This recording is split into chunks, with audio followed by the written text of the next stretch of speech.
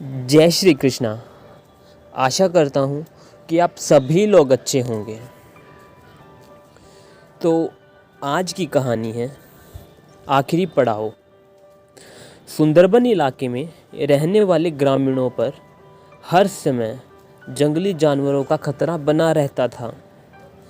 खास तौर पर जो युवक घने जंगलों में लकड़ियाँ चुनने जाते थे, उन पर कभी भी बाघ हमला कर सकते थे। यही वजह थी कि वे सब पेड़ों पर तेजी से चढ़ने उतरने का प्रशिक्षण लिया करते थे।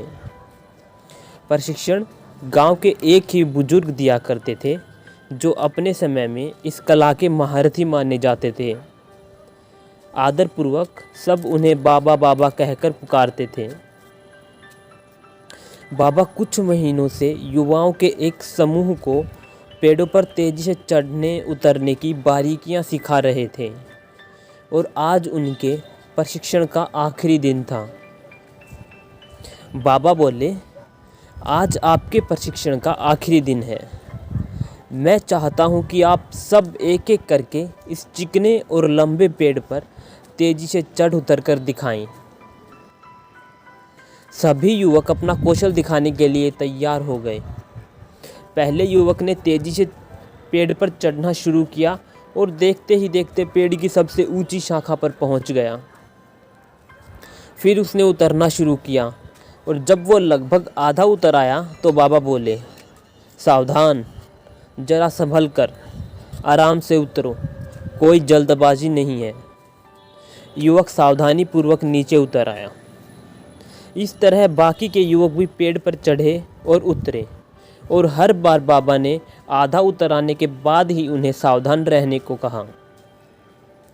यह बात युवकों को थोड़ी अजीब लगी और उन्हीं में से एक ने पूछा, बाबा, आप हमें आधा उतरने के बाद ही क्यों बोलते हो कि सावधानी से उतरो? पेड़ का सबसे कठिन हिस्सा तो एकदम ऊपर वाला है, जहाँ पे चढ़ना और उतरना दोनों ही बहुत कठिन था। आपने तब हमें सावधान होने के लिए नहीं कहा। और पेड़ का बाकी हिस्सा जो कि उतरना बिल्कुल आसान था, तब भी आपने हमें सावधान होने के निर्देश क्यों दिए?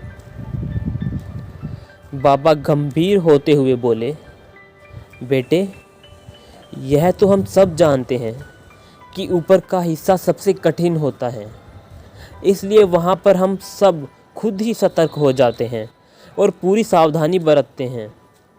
लेकिन जब हम अपने लक्ष्य के समीप पहुँचने लगते हैं तो वह हमें बहुत ही सरल लगने लगता है। हम जोश में होते हैं और अति आत्मविश्वास से भर जाते हैं और इसी समय सबसे अधिक गलती होने की संभावना होती है। यही कारण है कि मैंने तुम लोगों को आधा पेड़ उतर आने के बाद सावधान किया, ताकि तुम अपनी मंजिल के निकट आकर कोई गलती न कर बैठो। युवक बाबा की बात समझ गए।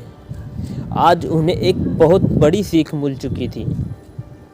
तो इस कहानी से हमें यही शिक्षा मिलती है कि सफल होने के लिए लक्ष्य निर्धारित करना बहुत ही ज़रूरी है।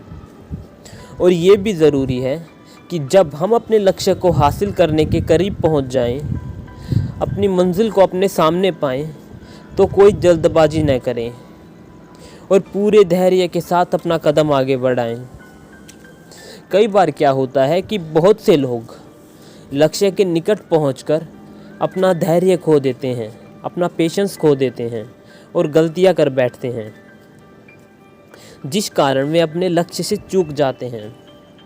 इसलिए लक्ष्य के आखिरी पड़ाव पर पहुंचकर भी किसी तरह की असावधानी मत बरतिए और लक्ष्य प्राप्त करके ही दम लीजिए।